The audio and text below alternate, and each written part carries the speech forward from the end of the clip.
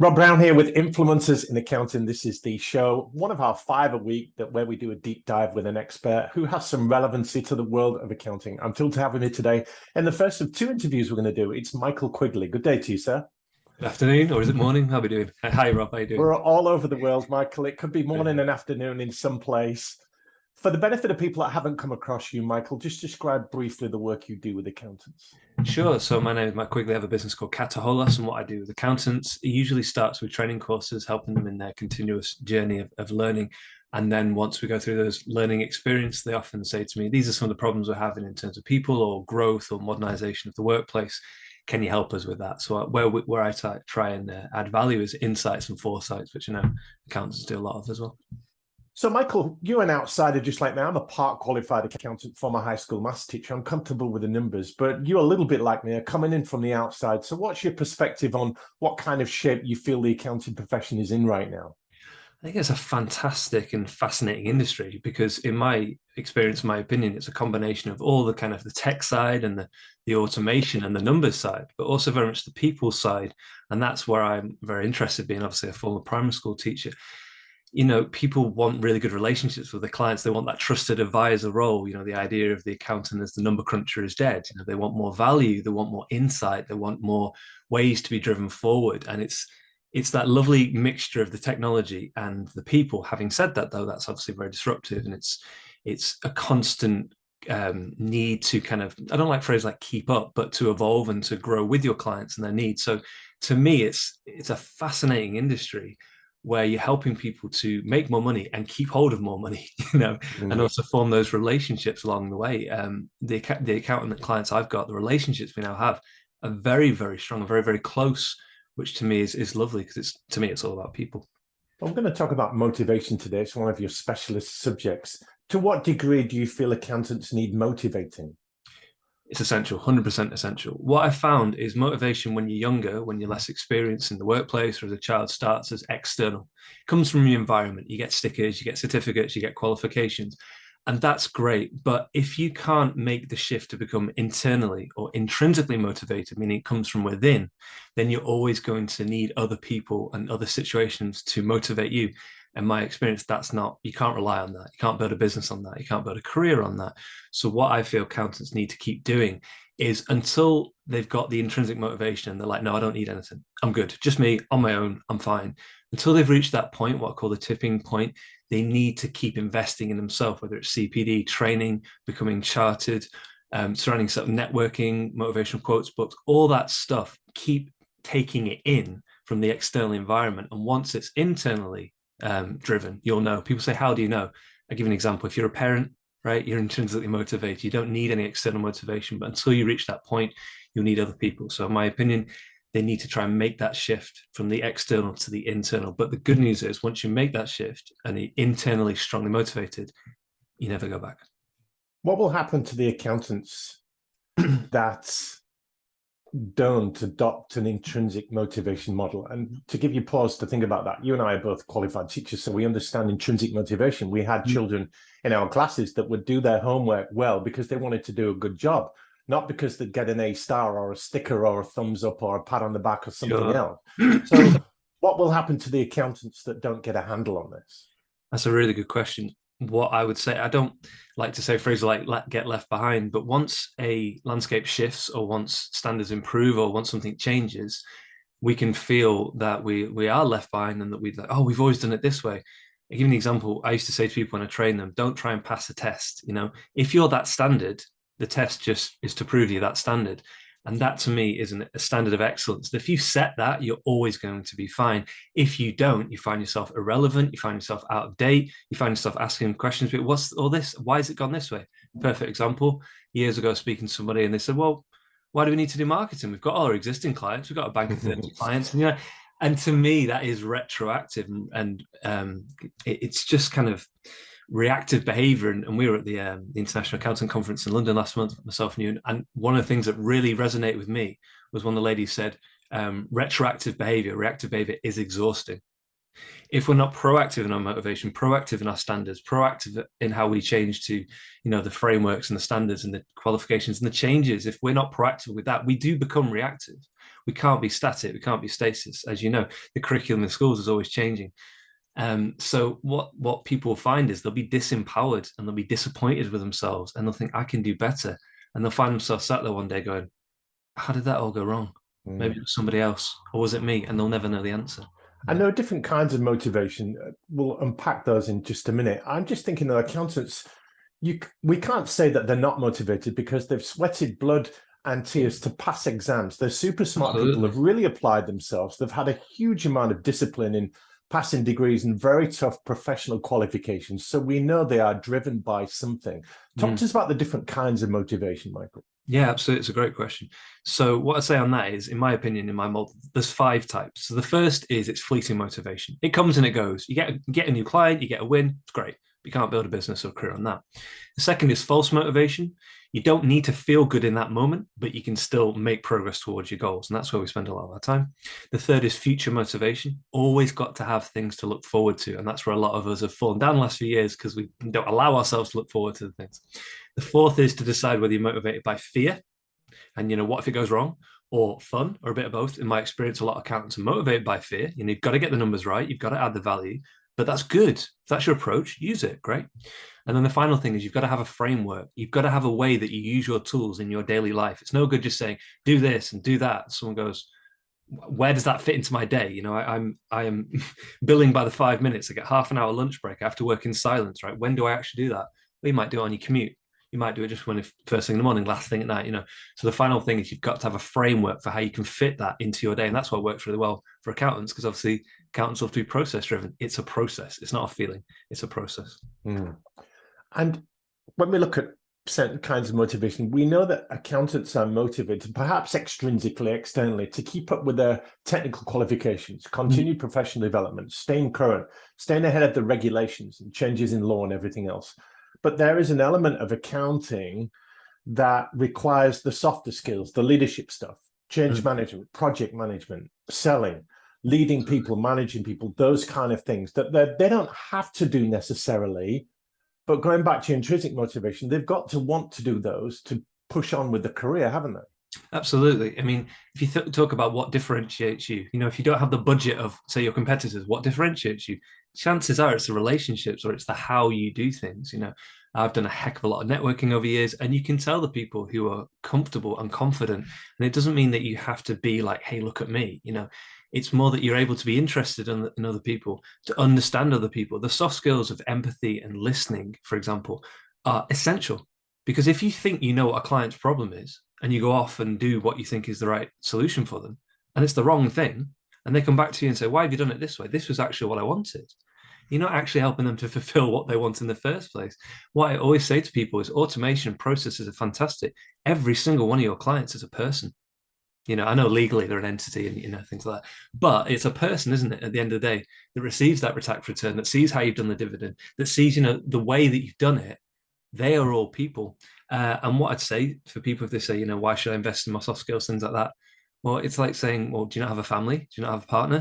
Do you not have children? Do you not have, friends? These are skills that work in both areas. Like you said about being a teacher, these are skills that work in life, and our job is part of our life. And I think people have they've definitely made shifts in understanding that in the last few years. Definitely. So accountants listening will say, okay, I know I need to get myself up for things. I know I need to raise some kind of enthusiasm. Talk to us a little bit about that, doing that intentionally and almost talking yourself into that willpower, if you like. Because what I know about willpower is it's finite. Yes. You don't have unlimited amounts of willpower. So doing things you ultimately don't want to do, but perhaps you have to do, is difficult for people in any walk of life. Absolutely. What I say to that is you've asked a really good question, and it's kind of tied to what somebody always says to me. How do you motivate somebody to do something they don't want to do? So think about junior managers in accountancy, right? And they've got people underneath them. They're not senior. They've not had years of motivating people. They've got a young person who's not, going through their exams and maybe they're having some problem. How do they motivate them? It's really simple. What I say is take 5 minutes to write down on a piece of paper, or do it as you're listening now, the 3 things that actually matter most to you in life. Personal, professional, doesn't matter. And you do that, and people always say, well, family, everyone says family, and then they might say success, they might say money, they might say legacy. It doesn't matter what it is. The point is you've got your 3, right? Then what you do is you look at the task in hand and you say, right, how is what I'm going to do today going to help me in some small linked way to that? So, for example, it might be there's a particular part of my job I don't like doing. It takes me a while. I'm not very effective at it yet, but I am still here earning money for my family. So therefore, it is meaningful, you know? So it's attaching a meaning to it. And the good thing about it is a lot of people are really good at doing these tasks when they're not really seeing the big picture. Once you add the big picture, that might give you the extra little 10% of motivation you need to go, all right, fair enough. Every time I do this task, I'm going to think of this. And then they feel more motivated by it. What goes wrong with motivation, Michael? We know that people are lousy at keeping promises. They're lousy at keeping New Year's resolutions. What are some of the common mistakes that people make with motivation? That's a really good question. I say two things that are generic across everyone across the world. The first is, especially with people maybe, I don't know, in their 20s, early 30s, they expect themselves to be highly motivated all the time. They expect to feel it, don't they? Yeah, they expect to physically feel it. Like, oh, it's an emotion. You know, yeah, it's an emotion. And if I'm not feeling fantastic all the time, oh, I'm doing something wrong. So that's the first thing. It's like relax. And that comes out a lot, Michael. Sorry to jump in. People say, I'm not feeling it. Yeah. I'm not going to come to church anymore. I'm not feeling it. I'm not going to do this job anymore. I'm not feeling it. And it becomes all about the emotion, but there must be a lot more to it than that. Absolutely. So when I teach this as my model, the subtitle is to move from an infrequent feeling to a repeatable process. That's what this model is, right? So don't think of motivation as a feeling. It's a repeatable process. Like I said, use the 5 ways. So the first is you expect yourself to feel great. Well, good luck with that, right? I don't know anybody does. And you can't build a career in a business, like I say, on feeling good. Because what are you going to do when you don't? Just sit there, you know? And the second thing is, it's kind of like I said in the 4th type, it's that people try and motivate themselves like somebody else. So, for example, say you're motivated by fear and you actually need that kind of, oh, if I don't make my money, I don't pay my mortgage, you know, and that actually works for you. Great. But you try and have a really positive, proactive, Tony Robbins style approach and be really into it. But that's not you, but you think you have to be like that. You don't. You really don't. So that's the second one. It's like, do it in your way. If you're a quieter, more introverted person, do it your way. You know, do it the Bill Gates way. So that's the second thing. We try and do it like other people rather than take the time to figure out how can I do it best for me. That makes good sense. Over the years, I've taught many accountants how to network. And I said to them, there are many different personalities. We've all got different skills, different weapons, different drivers, motivators, motives. Absolutely. And trying to copy some senior partner that's been networking for 30 years and has a black book to die for, that has just got out there, that might not be your style. So there are different ways of networking, different ways of building your connections up. You've got to choose something that fits with your style, your personality, your weapons. And I guess you would say the same. Absolutely. I mean, and this, I class myself, by the way, as an introvert. You know, I love people. I can be around people, but I say there's 2 things. First thing is if you're more introverted and don't particularly like networking, you know, what introversion actually means is you might love people, but you need to rest afterwards. So say you go to a networking event and it tires you out. That's not a sign you failed. It's not a sign you do anything wrong. It's hard to be in a room of people you're trying to build relationships with and you care about them, what they think of you. So that's the first thing. And the second thing I would say on that one is I can never remember where I learned this from, but it's brilliant. Anytime you're at like a work event or a networking event, there's 2 ways of walking into the room, right? Some people walk into the room, they go, hey, look at me. Look at me, you know. So you might think, oh, you might, and there's some people are like that, and I think they're amazing, right? But I'm not one of them. Somebody, and they walk in and they're like, "Hey, look at me," right? You know, and that's great. We need people like that. The majority of us go, "Hey, look at you." You know, you walk into a room straight away. You go, "How are you doing? How's the mum? How's that broken leg?" And for me, that's been a lot more useful because the person hears, "Ah, you're interested in me," because I know what I think and I know what I know. I don't know what they know. And for me, that's been a lot more helpful, that because it helps you feel less like you're on display and doing some kind of performance, which nobody remembers, and more that you're genuinely trying to make a connection with somebody. So that might be helpful for them. And you hinted this introvert extrovert continuum. There's a phrase called situational extrovertism. You may have come across this, and I'm a situational extrovert in that to recharge my batteries, I like to be on my own. Absolutely. Playing chess, playing a bit of backgammon, watching a movie, reading a book. That's how I recharge. But I can turn it on in doing a speech in front of a crowd or walking into a room full of dark suits, which is intimidating. But for me, competence breeds confidence. If you are good at something and you've built up the skills, you're more full of faith to walk into that situation and know that you can get something out of it. Absolutely. I love the fact you said competence leads to confidence, because I always say to people, confidence is competence plus consistency. If you know you can do something, and you've done it many times, you're going to be confident. And so I'd say, as an encouraging message to anyone listening to this, if you're not confident in something, it just means you're not good enough at it yet, and you've not done it many times yet. And I always say to people, confidence is more like you've got a plant in your background. It's more like a plant that can grow. It's not a light switch you can turn on and off. Eventually, you can get to that point, but like you say, it might take 30 years. I think with this, the big thing that really excites me about where accountancy kind of meets people skills or people is compound interest, right? People love compound interest. They love getting money over time, et cetera, et cetera. Well, relationships can compound as well. I am living proof of that. Stephen Hamlet, a good friend of both of ours, we have now a friendship because it's been built over time. It started out as a piece of work and then it's just compounded over time. And I just think that's beautiful. People don't talk about relationships in that way.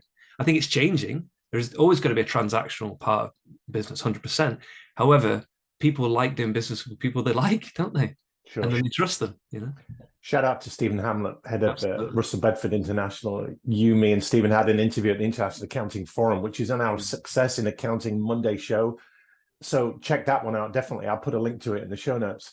So talk to us a little bit more about this framework you have. You talked about the 5 kinds of motivation. Sure. You've got some examples, I'm sure, of how accountants have used this model to get from A to B. Absolutely. Yeah. So one of the best ways that they've used it is revising for exams, right? One of the hardest things I've found for people, especially younger accountants, is they're balancing passing exams with client work, right? So they're literally either going to clients, staying overnight, and they've still got to pass the exams at the same time. Switching those hats, going from study mode to kind of client mode, delivery mode is very difficult.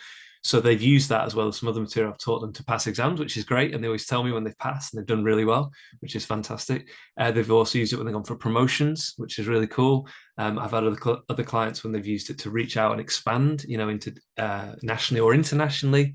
So really what I like about the model is I say it's kind of like a Google search. Every Google search you do every day is different. You've got a need, you go back to Google or wherever you go to, and you get what you need.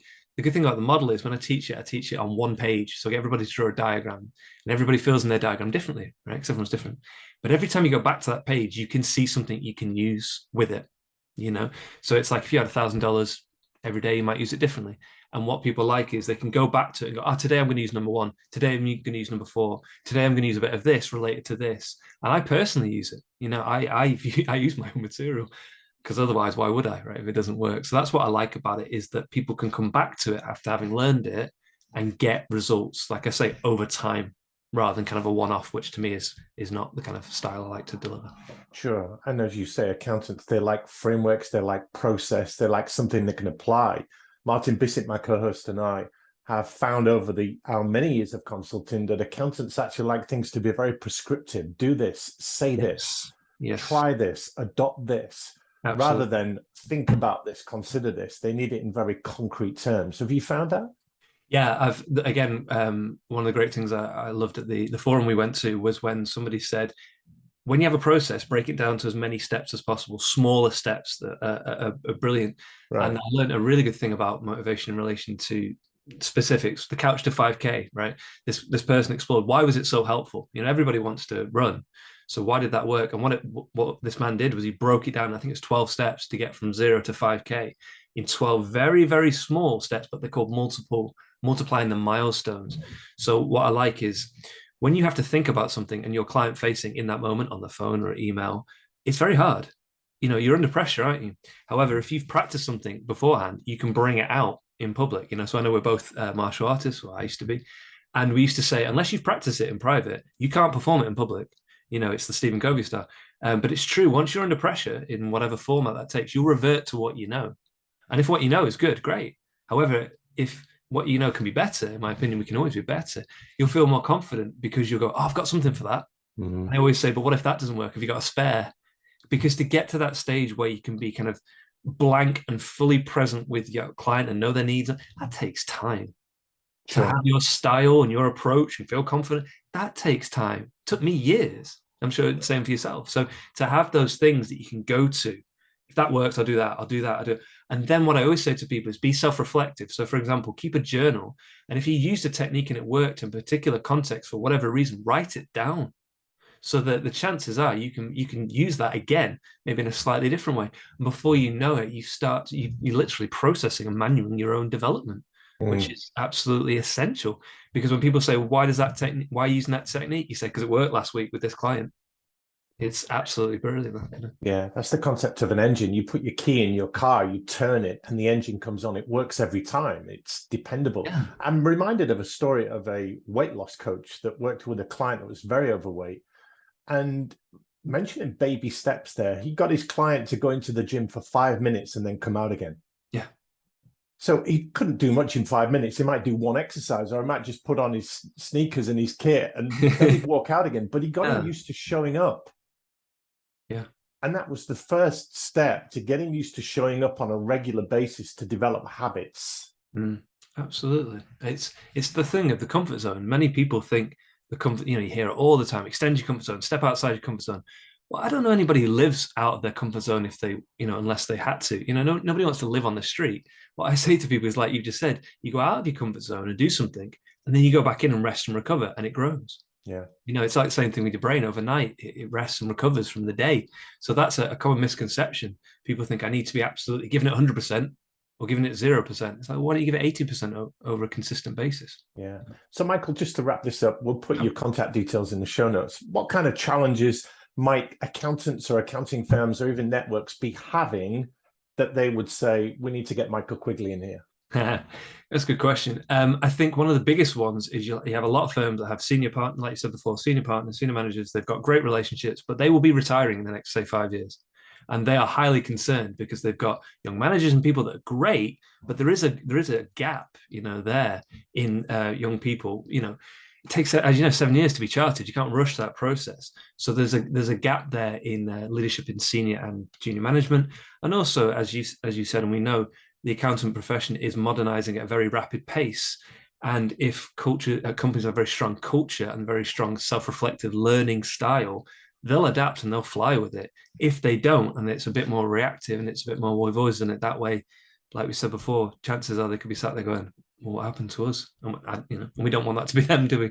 No, indeed. And final thoughts, Michael, what would you say to the accountants listening that do want to be more motivated? They do want more zip in their step. They do want to be a little bit more with an appetite for the fight, if you like. We know it's a candidate-driven world in that accounting firms are crying out for talent. So there's a possibility that some accountants might be complacent, thinking, well, I can get a job anywhere and everybody needs me and I can just walk into one job and out of another. But this need to constantly keep working on their skills and stay relevant and competitive. What would you say to them? I say two things. First is raise your standards. I don't know anybody who suffered from lowering the standards. If you think like that, you might be out of the job soon. No, raise your standards. The second is from 13th century Sufi poet called Rumi. He was a mystic. And he said, what you seek is seeking you. And I really like that because the idea sounds quite deep. Yeah, it is deep. It's good, isn't it? But the idea is that we often think of motivation with business. We've got to make it happen. We've got to create a success in a vacuum. No, your clients want you. Your clients want you to be brilliant. Your organization wants you to be brilliant. It's seeking you right now. It's looking for you to be your best. You've got to meet it halfway. It's not going to come to you. You've not got to go to it. You've got to meet in halfway. So what you seek, what you want to be really good at, it's seeking you as well. You just got to find it. Yeah. Michael Quigley, that's been excellent. Thanks for your motivating and inspiring insights today. Thank you very much.